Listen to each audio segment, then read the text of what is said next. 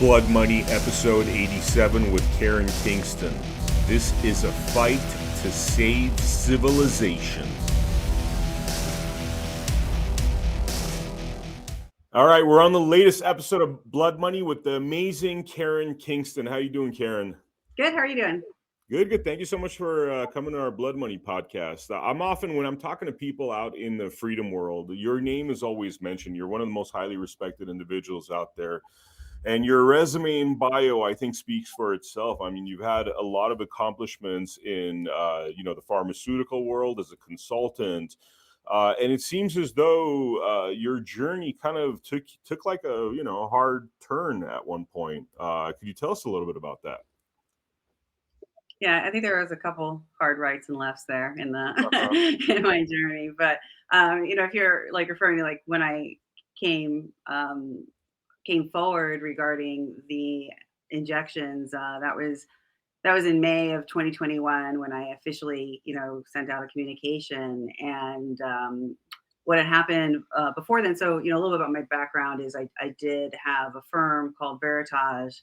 I still keep the shell company that I founded in 2007. So, we were a full service agency for pharmaceuticals, medical devices, biotechnology. So I had a lot of, PhDs, MBAs. I had a bunch of CGI artists. I used to hire the guys from Sony and Marvel Films. So we did some really cool uh, animations and visuals and stuff. I was the first firm to bring it into certain sectors in the pharmaceutical industry, and the doctors and were very impressed with the visuals. So engagement, as you know, is really important. So visual aesthetics.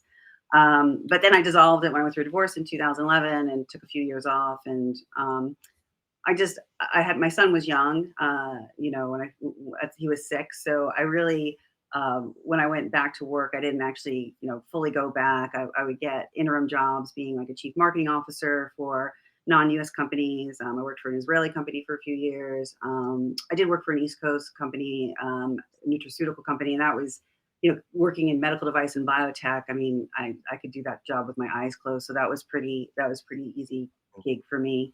And I call them gig. I shouldn't call them gigs, right? But I call them gig works. And the last gig I worked on was launching a platform for surgical training for fellowships within a specific segment of the industry. And during that time period, was COVID, and then they announced the vaccines rollout.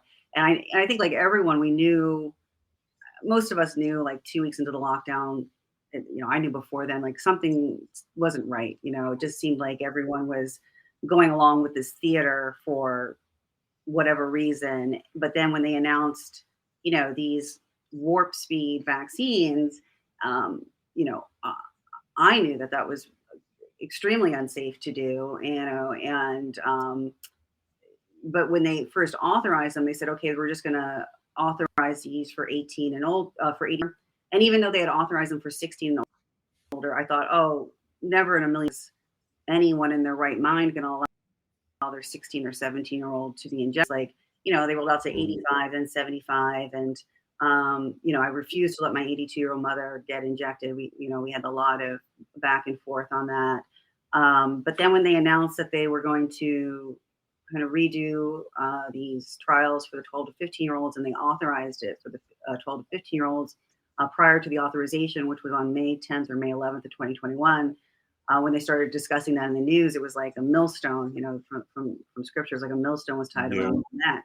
And God put on my heart to look into this, just saying I would treat a large, 6 or 7 figure client. You go through the phase 3 data that they file, and you go through the clinical publications that you can find, regarding the mechanisms of action. And I don't usually look at the patents unless I'm doing IP portfolio analysis or it's prior, if we're doing a pitch. So we don't have any information regarding a product. You'll go into the patent to find out some specifics about a product and devices. You get the CAD files. So anyway, I didn't really want to look into it, but I downloaded the phase 3. I downloaded the initial new drug applications, and that was in like March or April-ish of 2021. And when I downloaded the phase 3 data, less than 200 people around the globe had looked at it, and the IND was less than 100. Mhm. The IND is a new drug application. Is So what? Sorry, could you repeat that? Is what?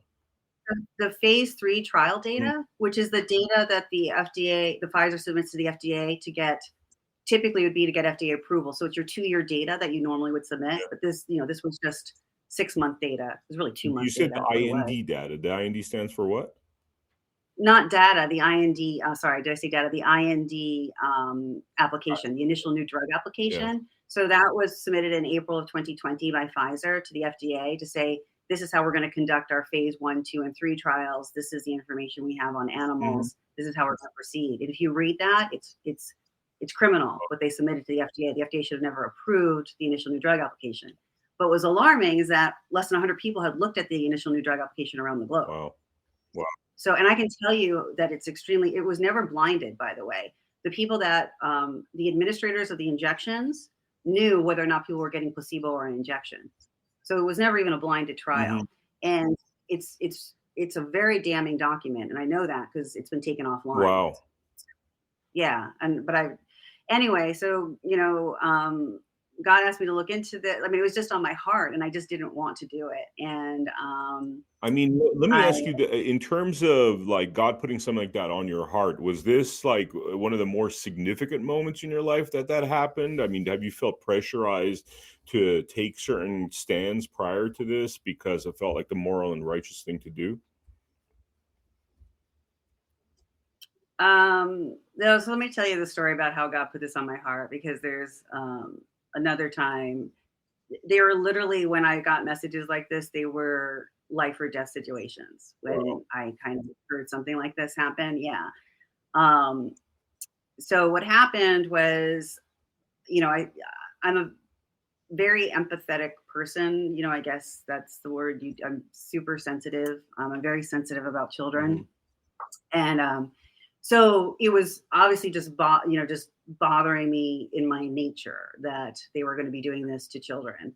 And I had been tracking a lot of the information, but I didn't do like a full med legal analysis on this. And normally I'd have a team of 20 people working with me to do it anyway. So it was bothering me, and it was kind of like, it was on my heart to look into it. And I was like, why would I do that? Like, no one's paying me. It's going to be, how am I going to do thousands of hours of work anyway? I mean, I wouldn't be able to get it done in a timely manner. So I kept ignoring this feeling that I had. And I got a one-way ticket not to Nineveh. I went to Mexico, and I'm like on the beach in Mexico, just bawling, just crying. Wow. Because I'm thinking of it. So I go down to the scuba shop where I usually dive, and I had to pay some of my friends down there that live in Mexico. And I was like, go buy me a printer from Staples. And I spent the whole time in my room going through some of this information. And I came home, and I hadn't really done, I just, printed out the FDA data. I found the patents. I found the world patent for this, and it didn't read like a vaccine. It read like a bioweapon. Wow. I found Sinopeg in China, which made the pegylated lipid nanoparticles with graphene oxide. I found the BioNTech investor presentation with a relationship with Fossum Pharma, Wow. CDC database. So I found all this stuff, but I was like, okay, I don't really want to do this. Like, this is, because normally you take those documents and you get, 6 or 8 PhDs and a couple editors, and you get a account executive designers, and you put together a presentation. So I did it, and I came home, and I just was like, laid everything out in my dining room table, and I didn't touch it. And what happened was I was a fitness instructor prior to COVID for many years. I used to teach Zumba. I was a dance teacher in my teens and my 20s. So it was super fun. So I go back to the gym, and a woman goes over like this, timber, right? Just right in the middle of a fitness class. So for whatever reason, the fitness instructor, who was a former drill instructor with the Army, freaks out. So I have to get her situated. I have to call 911. I didn't have to perform CPR, but had to test and everything, call 911, do all that. And I'm not really freaked out, because what's weird is, though, in, more than 15 years between in my teens and 20s and then in my 40s teaching fitness, I've never had anyone fall down. I've never had to even think about having to perform CPR, right? I've never had to do that. but for some reason, I'm just not freaked out. And I kind of knew. I was like, this happened because she was vaccinated. 2 days later, I'm going to church and I'm about to make a left into the parking lot, and there's a T-bone accident right in front of me. And this woman comes out and she looks almost possessed, and she's all tatted up, and the airbags go off, and there's 10 people standing around. And again, no one calls 911. So I've got to call 911 and wait for the cops to come and all this other stuff. And now I'm shook up because I haven't called 911 in my entire life. And now I just did it twice in 72 hours. So I go into church and we're listening to worship and, worship music. And I just kind of put my hands up and ask God to give me a comforting word. And I hear as clear as day, how many times do I need to make you call 911 before you're going to call 911 for my children? Wow. Yeah, I heard it like clear as day. And I, kind of got teary-eyed, and I made eye contact with my pastor. He's kind of famous, so I don't really want to mention him. And I said, I have information about the injections and how harmful they are, and he's like, well, send me an email. So I just didn't sleep for 72 hours, and I went through all the data. I don't know how I did it. As my son says, you do the best, God does the rest. And I sent it to pastors, media, like Fox News, influencers, doctors. And it was a very well-written letter, that said, this data shows it's harmful. The patents show that there's advanced nanotechnologies or advanced technologies. They target reproductive, cardiovascular, neurological, and they're targeted to cross the blood-brain barrier. And if you have an expert look at this, they'll come to the same conclusion I did, which is that these are bioweapons that are being falsely promoted as vaccines. Wow. That was in May of 2021, and it was ignored. Yeah. And I mean, how deeply disappointed were you that, something like that was ignored when this is clearly so hazardous, so damaging to the population? Well, what happened was like a week later, because I figured people needed time to go through it. Like I go and I turn on like Fox News, like and pour a glass of wine. I'm thinking, oh, I saved the world, and no one's even going to know that I did it. And that's normal because no one knows what I do. I think people don't know that people like me exist. I think doctors write the information for other doctors for educational purposes, which, they do in the peer reviewed. Actually, I write peer reviewed publications too, but I don't think they know that there's people behind the scenes. So I go and turn on Fox News, and Rand Paul had just announced whether or not this was actually a lab leak versus a natural virus. And I was like, oh my gosh, that's 2 years old data. Like, you need to be talking about the bioweapon. No. And what happened was I started doing just posts on social media, and then I started getting serious threats, and I had to stay with a friend, and because they were in a gated. I mean, sorry to interrupt you. What kind of threats, like when you say serious threats?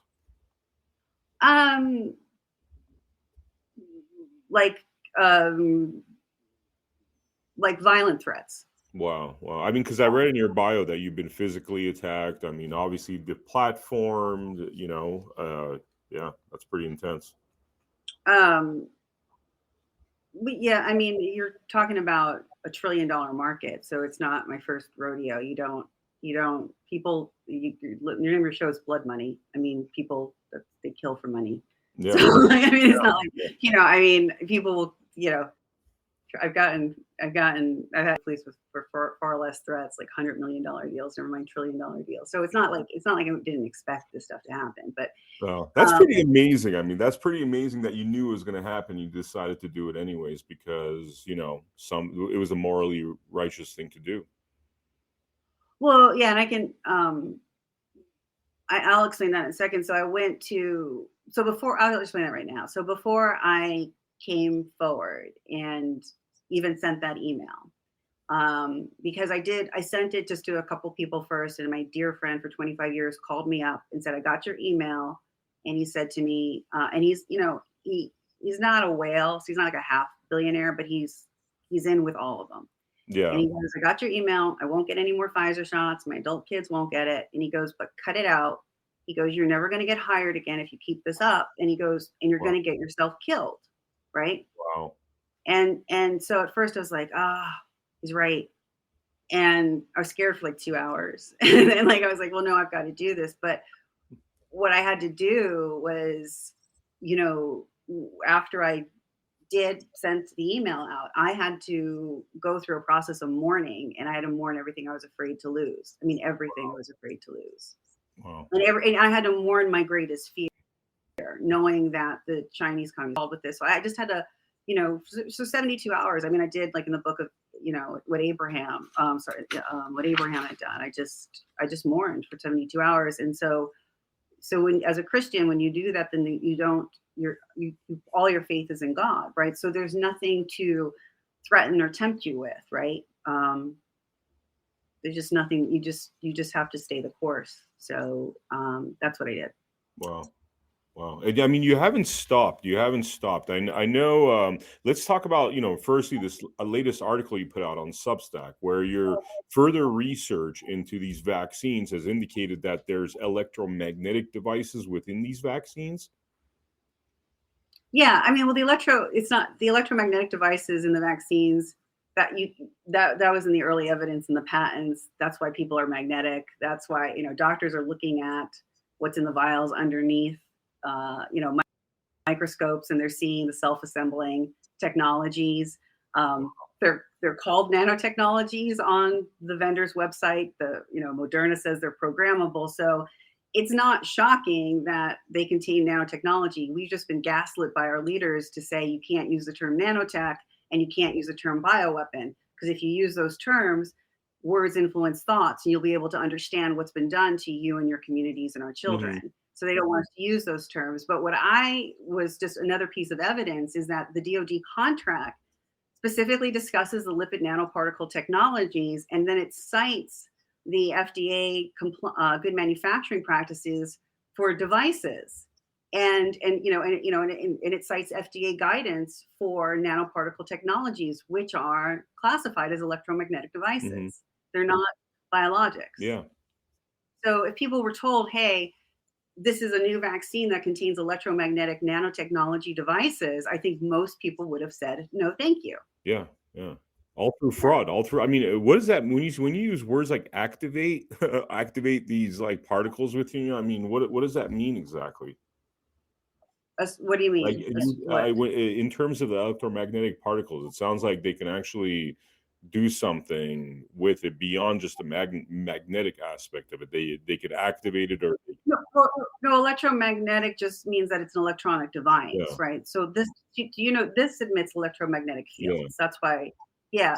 So that just simply means it's an electronic device, and the electromagnetic fields are also forms of radiation. So that's just this is the electromagnetic devices they're biosynthetic. What they call biosynthetic computers, but synthetic biology is simply technology that mimics biology. So there's really nothing biological about what's the implications of that though within your body?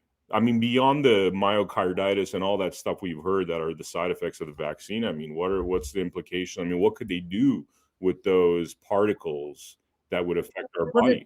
It is the gene editing technology. It is the CRISPR-Cas9 gene editing technology that's in the nanoparticles, but there's more than one technology that's in the injections. Mm-hmm. So, if you look at the history of what we've been told to call mRNA technology, that it's really false. It's silencing RNA, it's siRNA technology and guided RNA technology that's typically done, to cells to modify ribonucleic acids, right, to produce these new RNAs that we call mod RNA. Mm-hmm. To create a biological RNA. But again, historically, Catherine Whitehead from Carnegie Mellon, who works in nanotechnology and virology, said it's so unstable that you have to do the gene editing inside the cells, inside the animal, right? Frank DeRosa, the head of Sanofi for mRNA and vaccinology, said, mRNA is so unstable, like if you look at it wrong, it falls apart. Mm-hmm. So the whole concept that anyone thought, I think most of us thought we were getting a synthetically recreated ribonucleic acids. That's what we thought mRNA was. Yeah. No, you got the technology to do the gene editing inside the cell, inside the animal. So that's what that was what we were pitched, mm-hmm. right? Was that we were going to be getting synthetic RNA. But what actually we got was the technology to then reprogram the genetic material of our cells to then produce modified RNA, to produce chimeric multi-species genetic material in our body. And that's what Dr. Malone's original patents for, right, from 1996 on the expression of exogenous DNA in mammals, right? It's to take DNA from reptiles and insects and then have it expressed in humans, because he calls them patients in the past, Mm-hmm. right? And using the cationic liposome, which is an ionically charged lipid, but there's no such thing as a positively charged lipid. That's a technology. But it sounds a lot better to be injected with lipids than it does to be injected with nanotechnology. So Yeah. just called it something else. Wow. But according to the FDA, like the gold nanoparticles and Pfizer's, from their internal R&D department, these are gold and graphene oxide nanoparticles, where that's what the spike protein is, at least. It can actually be quote unquote activated by electromagnetic fields external to it. So typically, it was used in cancer research. So you inject a cancer patient who has a tumor with the nanoparticles. Mm-hmm. The nanoparticles then congregate inside of a tumor cell, or inside of tumors, Mm-hmm. inside of cells, and then external electromagnetic fields are then targeted at those particles. They then absorb the energy and put off enough heat to then annihilate the cells in the tumor around it. Mm-hmm. So it's a thermal energy that then counts it. So if these are accumulating in your brain, then it would kill the cells and the tissues. If it was in your heart, it would do that. If it was activated by an external source of math. And activated by an external source of energy could mean like 5G waves or that sort of thing? Come from here. That's so like literally having that within proximity of your body could activate those electromagnetic particles. Yeah, I mean, think about it. Wow. You can take your phone. I don't do this, but I hear people can take their phone and turn on their television and change the channel from their phone, right? Yeah. Yeah, so you're sending a signal. So what makes you think a signal can't be sent from this to your body? So let me kind of, because I'm a layman, sorry, I'm trying to understand the implication of this. So we're always concerned about having our cell phones within our proximity in our pockets, sleeping next to it, because of the fact that we've heard that it's not healthy to do so. You're saying that because of these injections and having certain things within your body, that potential damage is now further aggravated, because anytime electromagnetic fields interact with these particles, it could cause damage. If the particles are open to receive the frequencies from those fields, yeah. Oh, wow. Yeah, I mean, they're programmable, and so yeah. Wow. I mean, all this information you had, I mean, it's definitely set you upon a crusade of sorts. I use that in its most, morally uprighteous term, in the sense of like going county to county, talking to people, and really trying to, on the grassroots level, make change happen in lieu of being able to do that through like the media, through people actually reading your letter and not ignoring your letter. Could you tell us a little bit about your sure. Well, we don't talk about this stuff when I go county by county, like unless I become friends with people and they want to like talk about it more. So when I talk about county by county is the phase 2-3 data that Pfizer submitted, because that's what you bring into a court of law. That's what's used in a court of law to successfully convict someone that acted criminally, or did violations. But this is criminal human experimentation. So what I do is I've just there's people, they're tired of being told there's nothing you can do. They're tired of being told that this is normal, that like some of these side effects and stuff are normal, or they're not attributed to it. So as you go through the filings that Pfizer submitted to the FDA, they say, and in the FDA documents, they say it's going to cause blood clots. They say it's going to cause paralysis, strokes, birth defects, spontaneous abortions, myocarditis, pericarditis, encephalomyelitis, demyelinating disease. So like, deterioration of the myelin sheath of your nerve cells. I mean, so they say, so when people realized that in October 2020, the FDA met with industry and they knew this was the harmful clinical outcomes of the injections, people get very upset about that. And then when you go through the Pfizer's data, they say once you get 2 injections, you're more likely to come down with mild to moderate COVID. Within 1 week of the shot, you're likely to develop neurological disorders, liver disorders, Wow. go on a ventilator, go to the ICU, or die. I mean, it's all in their data. They say 100 children it was damning the risk-benefit ratio. They violated all the laws that regulate the biologics and vaccine industry. And because they violated quite literally every law that regulates the biologics and vaccine industry from phase 1 through phase 3, they are not protected by those laws. They acted as criminals. And they even violated the laws of the emergency use authorization, which they forfeited under their contract anyway.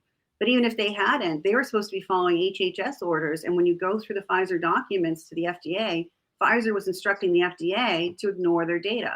I have never seen anything like this in any phase 3 trial, or 2-3 trial. Well, there's phase 3, but you go through, when you read the data, that's my job, is I go through the documents, and then I would make the charts and graphs to make doctors, easy for them to understand the information. And then I write that fair balance, that this may cause heart attack, strokes, death, whatever, diarrhea.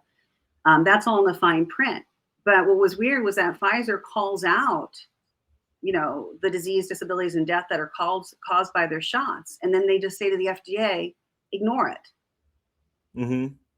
They call it out, and then they say, ignore it. I mean, it sounds like they're running the FDA pretty much. It's what they were doing, yeah. Wow. Which is according to the DoD contract, they were to act as the independent review committee, which is unethical.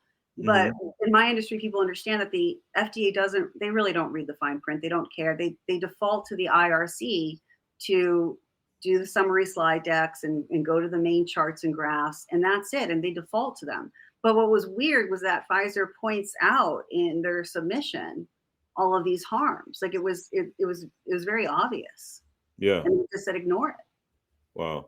I mean, you sound like in your bio, you sound like you have enough evidence to take on these Pfizers in court. I mean, has there been any movement on that, or our courts would even do the right thing in entertaining a lawsuit of that kind?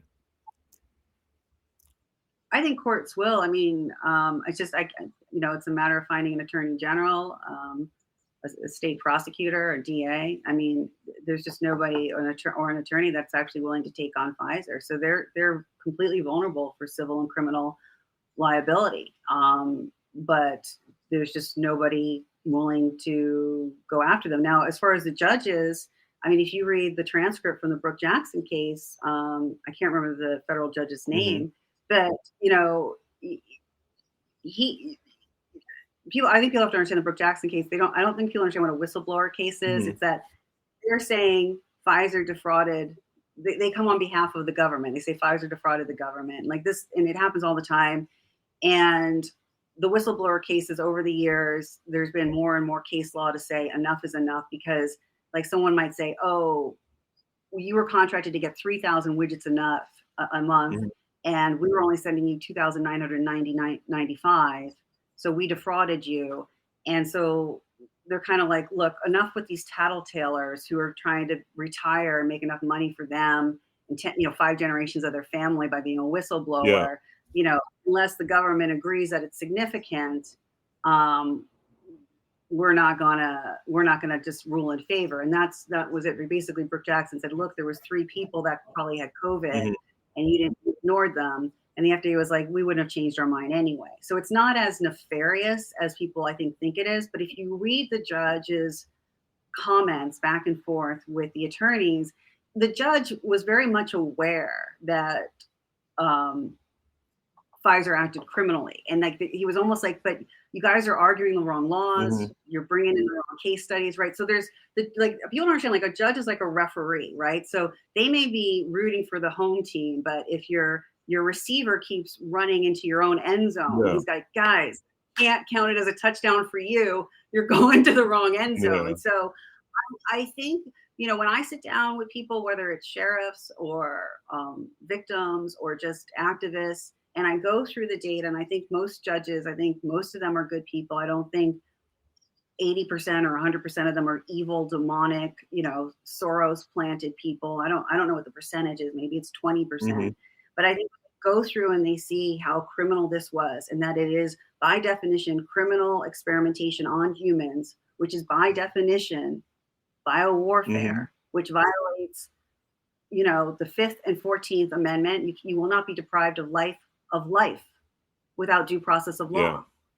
It violates all the laws for, humane treatment of human beings and the Geneva Convention. I think they would hear the case. But we have a lot of people who are saying Pfizer has immunity and the FDA trials are play theater. So if you walk in and go, this was play theater, what are you supposed to do with that? Or if you say this was entirely a DoD operation, well, then that means it's a military crime, which means that means that the jurisdiction again gets defaulted back to the military. And that's simply not what the documents state. The documents state that, the military says to Pfizer, you're operating separate from us. You're conducting the trial separate from us. You're working with the FDA. You're going to adhere to good manufacturing practices. You're going to adhere to the safety and efficacy laws of a standard FDA approved product. And that's what Barnes argued in the Brooke Jackson case. And the judge, Carlton Westland, Pfizer's attorney, tried to do this is play theater and it was based on fraud. And the judge goes, not on my dime. It's not even worth, he goes, it's inconceivable. It's not worth a nanosecond of my time to listen to your ridiculous stories about this is a secret DoD operation, right? That's an appropriate response in a court of law. Because if you go, this is a secret DoD operation, then you're going, well, nobody has jurisdiction then except the DoD. Yeah. So, I'm just confused as to why people on the freedom movement are making arguments that are taking away all of our power to do anything. By putting it in military jurisdiction, essentially. Yeah. Wow. So calling this play theater or kabuki theater, saying the FDA approval never happened, saying the FDA product was never manufactured. I mean, Pfizer doesn't deny that in a court of law. A federal judge doesn't deny it. Albert Bourla just did his Q1 earnings. He doesn't deny that there's FDA-approved product in the United States. He just did his Q1 earnings on Monday. So why would we be telling stories that would make it impossible for us to proceed with a civil or criminal case against Pfizer? Yeah. I mean, I remember hearing you talk in San Diego about this, how the approach in general by the attorneys that have been trying to chip away at this issue hasn't been the right approach. No, but Barnes did a great job in the Brooke Jackson case. I mean, he argued, read the $3 trillion Substack. It's a free Substack on Karen Kingston Substack. He argued that. He goes, no. You promised to deliver an effective vaccine to protect against SARS-CoV-2 and the variants. You promised it would be safe, and you promised it per FDA approval. And it's like reading my Substack, and he just says it over and over and over again. Yeah. And they go, well, the clinical trials were not part of the the contract, therefore they never happened. And the judge goes, no, I read the contract. The clinical trials were paid for separately by Pfizer and BioNTech. It's not that they never happened, right? So Barnes did a great job of going to the judge, being like, read this contract, memorize it, because you're going to be hearing about it in the court of law. And everything that Carlton says to you sounds a lot like our freedom movement attorneys, which is, and I mean, Pfizer would love for us to think the clinical trials were play theater, and that they would love for us to believe that they have immunity against good manufacturing practices and immunity against a safety and efficacy law, but they forfeited all of that in the contract. Wow. So yeah, it's in our best interest to understand the contract. Yeah. Wow. Now, I mean, where do you see this all heading? Obviously, I mean, it seems like the goal is ultimately to get this, justice, to get this, seen by the courts, and to have the people that, were part of this vast conspiracy really held accountable. But I mean, do you think that is a possibility in the future, near future, distant future? My hope is that this is not going to happen at a national level. I think, I'm trying to work with communities, county by county. I need a bold sheriff or a bold prosecutor who understands that a biological agent, toxic, or device, and this is all three, that does not protect against infection, does not or prevent infection, does not protect against disease, and was done under fraudulent and actual criminal experimentation without peaceful purposes, meaning that it causes harm and injury, that causes harm and injury is a weapon. Therefore, they have the right, if they understand this, to actually seize these weapons across every vaccination facility in their county immediately without a warrant. Just like if there was a bomb threat, it's the same laws in every state. Yeah. And that's what my hope is. I mean, this whole concept, I've heard even attorneys go, well, the good news is Russia's working with Thailand. Well, first of all, Lieutenant General Kiryov, the head of Russia's nuclear and biowarfare, cites my med legal analysis to go after Pfizer. And yeah, and he ordered countries in Asia, Eastern Europe, and in Africa to nullify their contracts with Pfizer, citing my name, my med legal analysis. Everyone's like, that's great. No, it's horrible. The concept that we're waiting for Russia to work with other outside military powers to hold Pfizer and the United States to account. That's how Nazi Germany was dealt with. Mm-hmm. This is not what you want to do. You want to take whatever action you can at a county level. I don't know if there's a state. I don't know if are you saying that it's bad that Russia is taking these steps versus us taking these steps? Yes, I am saying that, Vem. I had this information in hand in May of 2021. Yeah. And Lieutenant General Kiryov started this investigation in January 2023. Mm-hmm. Why hasn't a senator, an attorney general, or a decent attorney picked up my work? I mean, we haven't been very quick to move against really corrupt things happening in our government for a real long time. I mean, it just seems as though, yes, at one point we were like, post World War II, we were leaders in the world when it came to certain aspects of how the world is run, and holding people accountable for crimes and that sort of thing. But that seems to be kind of like ancient history at this point, unfortunately. Yeah, but I'm just saying there hasn't been, in May of 2021, I said the evidence is clear that these are weapons of biowarfare. And what happened in June of 21? Mm-hmm. We had leaders come forward and go, calm down. We shouldn't give these to children. Yeah. The vaccines must be a choice. That was a horrible idea. It was a terrible idea. Mm-hmm. People can't handle the idea that this would be a weapon or it contains nanotechnology. You sound crazy. No, people believe in people and leaders. And if our leaders had said that, we got pushed back anyway. Tell me, what did we win with the Stop the Mandates? How many children, how many adults haven't died with the Stop the Mandates? Yeah.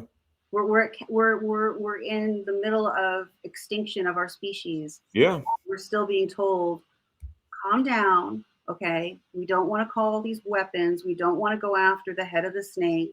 Mm-hmm. It's absolute insanity. I mean, and you're out there on a grassroots level. I mean, county by county, talking to sheriffs. I mean, how is that? How do you feel like that's going? Are you noticing any change? Is there any light at the end of this tunnel?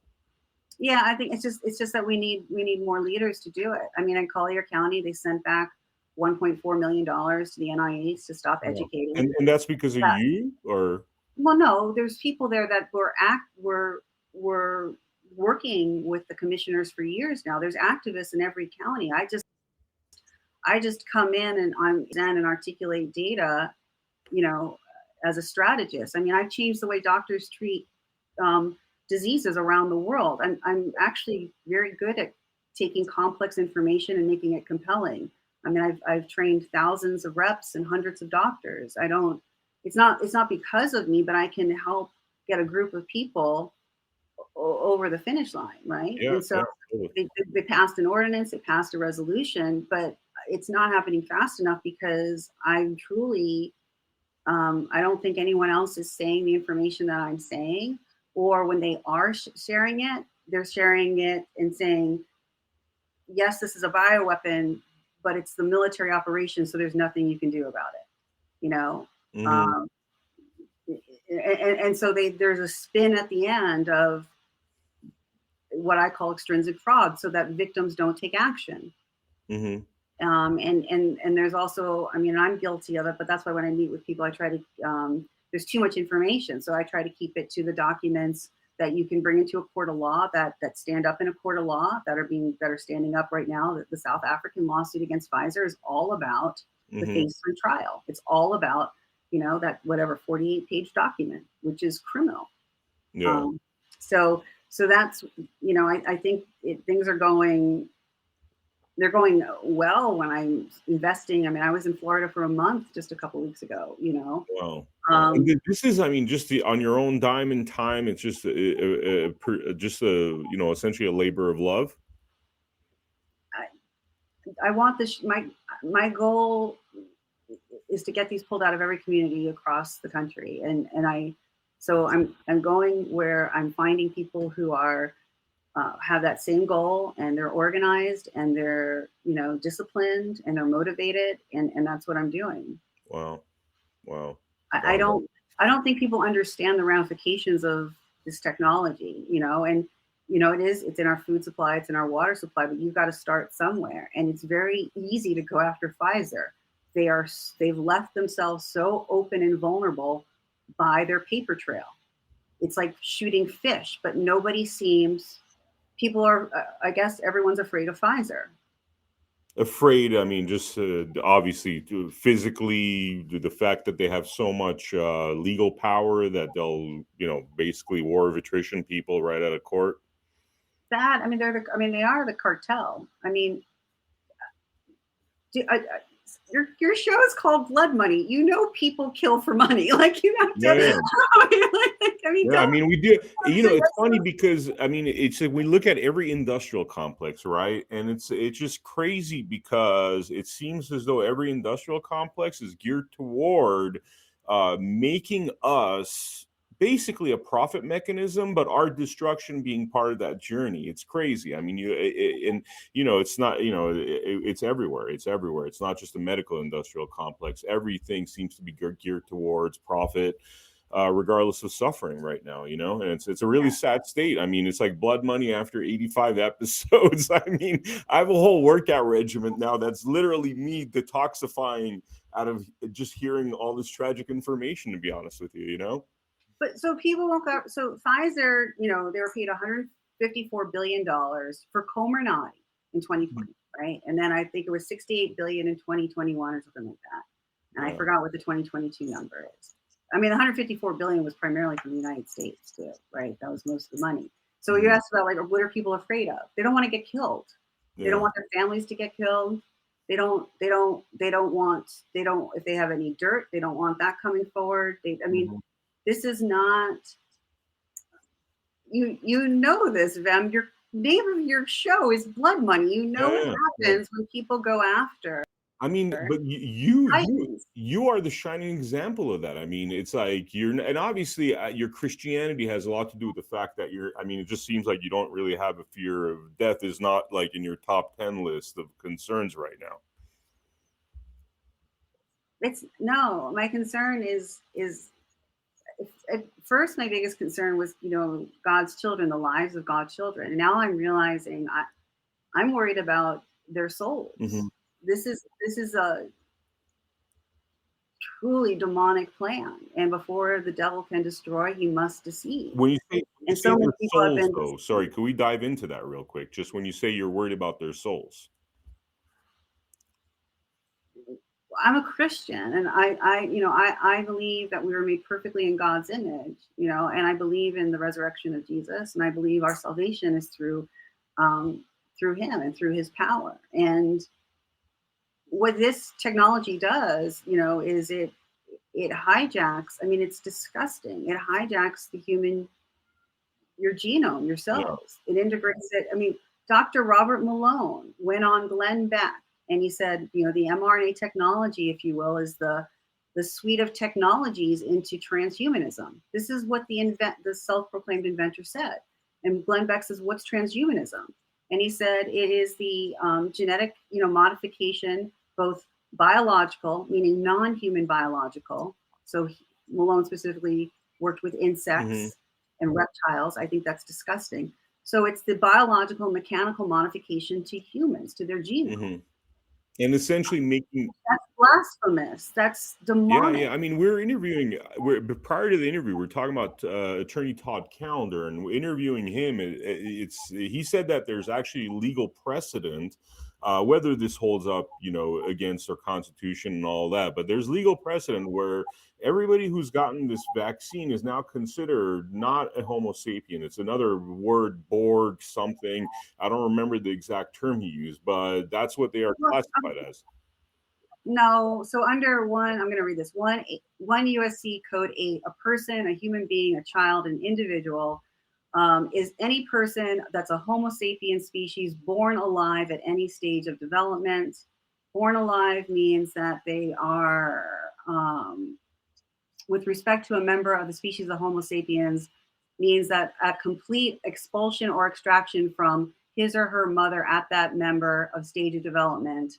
And then it says like severing of the umbilical cord. Mm, That's what a person, human being, and child is. So the legal definition is that you were extracted or expulsed from a female, from your mother, mm, and you're a human being. So whatever happens to you after, according to 1 USC 8 code, you're still a human yeah. being, according to law. And what do you think in I mean, according to US law. Now, I'm not, I just, that's the law. in terms of their, their sinister agenda, like altering the human genome and all that? I mean, do you think that's part of it, is really their hatred of God's invention, and hence, and therefore they need to pollute it, they need to change it, they need to make it something of their own? Or you think it's just, hey, we just need to kill a lot of people so we could essentially inherit the earth? Somebody used that term of, I think, I mean, I think there's two, like they are mocking mm, God, and that's what they're trying to do. And then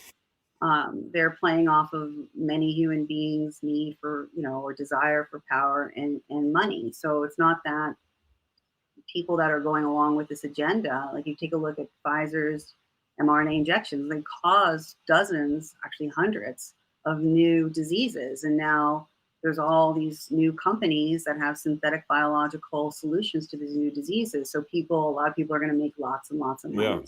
So I think yes, there's an overarching, obviously this is, I believe, evil and blasphemous. And these people are mocking God, and they're mocking our species. I think when you understand the genetic materials and the contents of these injections, you would not allow this to happen to an animal, never mind a human being. It's truly mockery what's being put into people's bodies. I mean, it's disgusting. It's repulsive. wow, And so I think that's part of it. But I think most people in the industry are, if they are aware of the harms, they're like, well, I just created the myocarditis, amyloid wild type myocarditis went from being $200 million a year to now, 15 billion a yeah, year. So yeah. for us, so I think that's, I think you have to, when you talk about motivation, you have to, there's like tier about, about what they're motivated by within this nightmare that we're living through. I mean, God is obviously an integral part of your life, and you seem to have made a very difficult choice, which is that you're, staring at the abyss and just trusting God. I'm going to walk, even though I don't see a bridge in front of me, and that seems to have held together to a certain degree. I mean, what was it in your life that built this faith in you to this degree? Because a lot of people claim they have faith, including a lot of our priests and ministers, and when this thing came along, they did not take courageous stands like you have. I mean, I'm trying to think. I don't. I mean, I always had a strong faith in God? No. I mean, I was raised Episcopalian, and I'm smiling, and I shouldn't be. And I was around 13, I think, when I read Night by Eli, and I thought, what God would allow this to happen to his people, and I became an atheist. And I'm kind of smirking because I had my son read Night when he was 13 because Night by Elia Wiesel, I think, yeah, or yeah, oh, yeah. wow, okay, And he read it, in my living room on my couch, hmm and it was like watching myself, from 30 years ago. He went through the same, oh, this is horrible, or and I can't believe God would do this, and then like, okay, there's no God, right? So and he and I were baptized together when he was 8 years old. So he went through a journey that I went through as a teenager, which is you start looked at other religions, and I wanted to be with him as he was guiding that, and or guide him through that. So I don't, I think everyone has to go through their own education, their own journey to understand their relationship with God, right? And so my son actually went through a very similar journey that I did when I was his age. So you know, I mean, my faith in God has just been, I realize that, as I go back and read, many, many years later, many times over, every time you go back, it's the Bible's a lesson, and we are born with original sin, and we do have sin in us, and it's only through our our our faith in God, our belief in God, and our servitude to God. Like, you must only serve Him, and many times myself is guilty of this too, where you think, oh, well, I'm doing the right thing because you're serving other people, and you're thinking I'm serving God, and a lot of times you're not. You're serving a need in yourself to get Hmm. some kind of affirmation or feedback, right? Um, and you have to kind of differentiate that and understand what, as you go through the Bible, those who are faithful and loyal to God, always there for them. And it doesn't mean your life is easy. It doesn't Hmm. mean your life is easy at all. But you know, um, it is survivable. So, you do survive, and it's to His glory. That's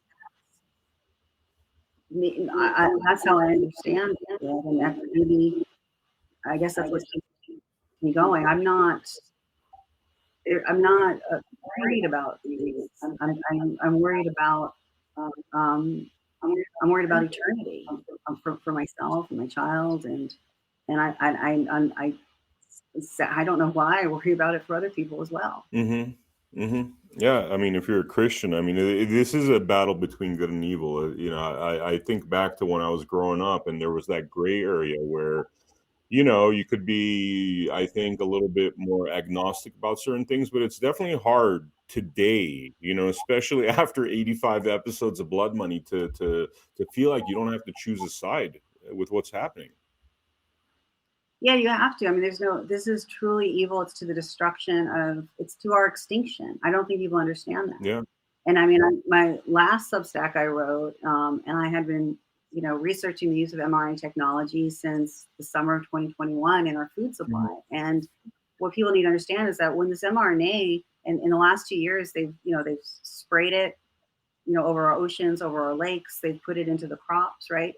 Well, it hijacks photosynthesis. So it hijacks the genes that are responsible for photosynthesis. So instead of plants now converting carbon dioxide and water into oxygen and glucose, they're converting them into these multi-species proteins or whatever they are. So we're decreasing the world's oxygen supply for all life Hmm. forms. So I mean, this is a extinction level Yeah, technology. yeah, yeah. I mean, we were talking before this interview. You were asking me about some of the Blood Money episodes that strike me as, interesting to watch. The Nikki Florio episodes on geoengineering. I mean, she flat out shows evidence that they're trying to really kill the planet, which to me Yeah. is like, I don't know. I mean, it's just like, why would you want to kill the planet? Even if you're a bad elite group of people, right? And whatever, you want to inherit the earth, you want the population reduced by 90% or whatever the Georgia Guidestones used to say. Um, I mean, the logic of destroying the entire planet, it just baffles me. It really baffles me. It makes me think about all sorts of crazy theories about what is at the end of that, pyramid of the elite that would cause them to want to do that? I mean, have you ever thought about that? Is it just pure demonic evil of destroying God's creations and pretty much leaving nothing but ashes? There are people that hate God. Hmm. Um, they've There are people who have had in their lives, their sufferings have caused them to become so bitter and resentful Hmm. that they want to see destruction. And then some of them, like, Elon Musk, believes that it's, destiny to merge humans with artificial intelligence, so to become part of AI, and I guess of a Borg-like system, a hive system. Like, that's a theme, the swarm, the hive, and the DoD. Hmm. So there's just people that simply hate God, and I think their joy is what Satan's joy is to deceive people. I think people are gonna have to brace themselves for betrayal. Yeah. I mean, there's a lot of people that have been leading us and have been giving us false information so that you don't take action, so that you're overwhelmed with information or you're given the wrong information. so that you don't actually take action to try to stop this. And I think when people realize those that have betrayed them, who have been acting as allies, meanwhile they're working on behalf of our enemies, I think that's going to be a shell shock for people, Yeah. unfortunately. And I think that's prevalent. I mean, they don't even cover it up. I mean, for goodness sakes, the U.S. Army has if you go to their homepage, it's all about PSYOP. So our own military is now saying, hey, we need people who can get involved with communities, meet individuals, make those friendships, create those loyalties, and persuade their opinions so they don't take action. Gestapo. I mean, a milder version of Gestapo. I don't think it's milder. I think it's much more cruel. Yeah. That we see, the concept is you have these altruistic figures, and the idea is that you're fed false information so that you don't do the right thing to protect yourself and your communities. So crazy.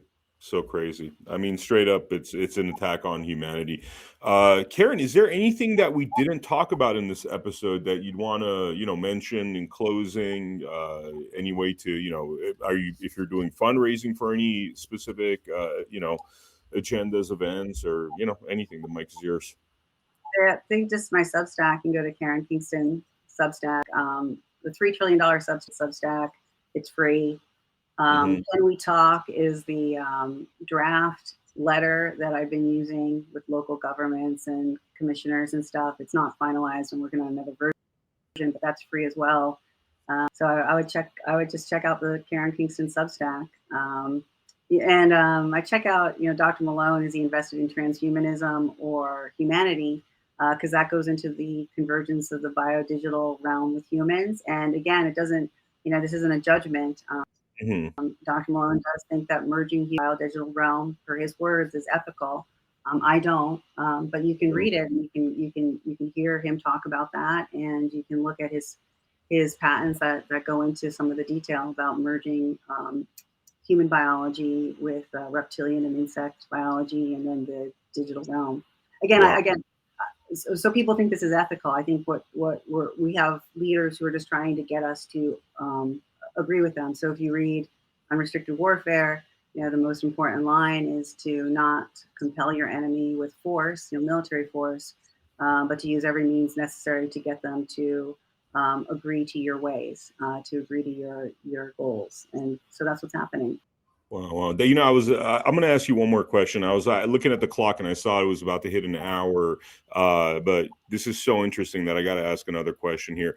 You had mentioned people like Malone, Elon Musk. I'll throw Trump in there as a part of this question. I mean, these are individuals that a lot of people in the freedom movement look at as like, those are the good guys. Those are the guys that are saving the day. But you're talking about how Elon Musk is into transhumanism. We talked about Malone and the things that he's into in terms of transhumanism.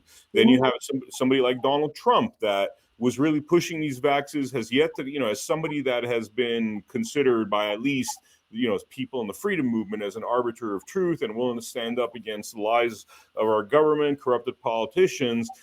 He's had that image, but yet, he hasn't really said anything about these being a death jab and all the obvious things that you've pointed.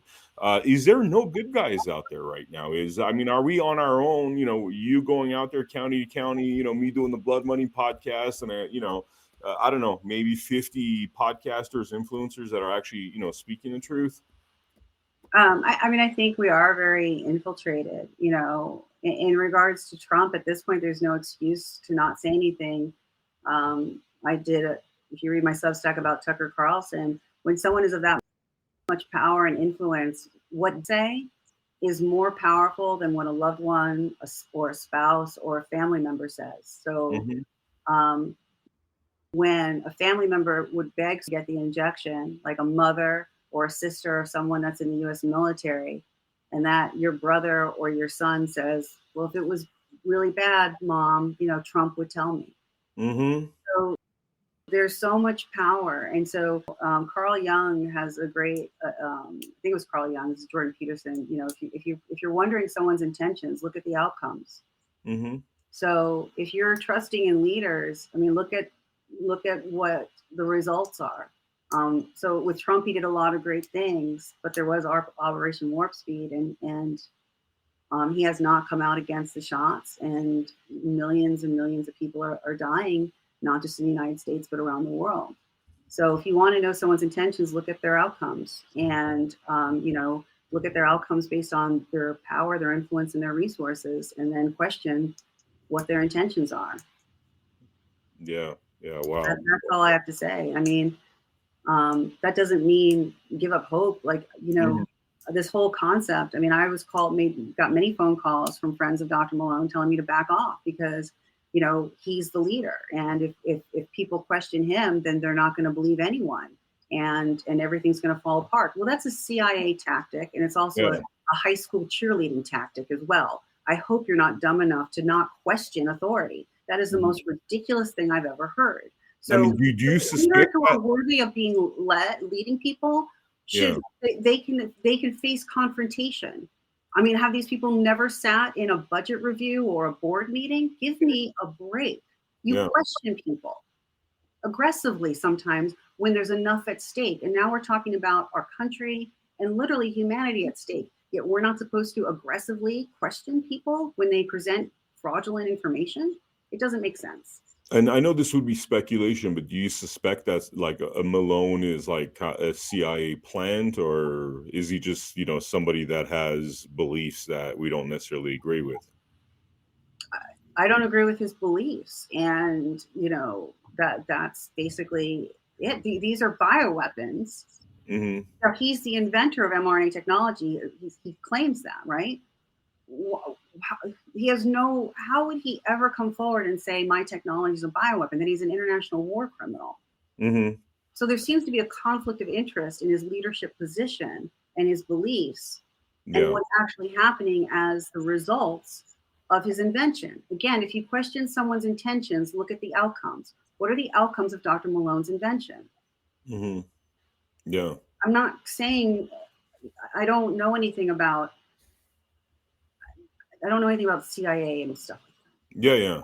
But I mean, I see what you're saying in terms of and the fact that, while there's been some truth, it's like keeping away a lot of the truth is also, I mean, it's problematic. I mean, it shows somebody's hand, really. This is awesome. Karen. It's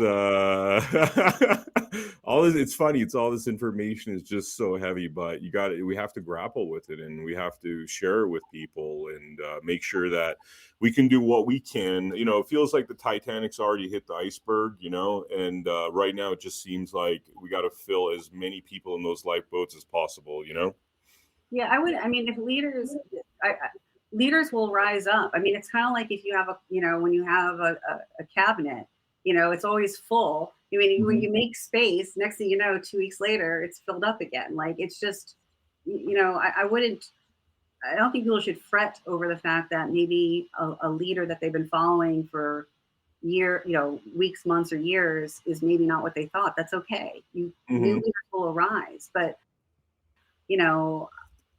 what I said on the first time I went on Stu Peters, he asked me for advice. I said, because I understood the level of deception we were walking into, I was like, people need to look at facts and evidence, right? We're all our wisdom. I believe our wisdom comes from God. We're all brilliantly made in his image, and we have this wisdom. So look at facts and evidence. Don't believe people. And then if people are consistent, like, with their facts and evidence, we all make mistakes, but if it's consistent, then, at some point, maybe you can start not having to do so much fact checking on them and trusting some of the stuff that they say.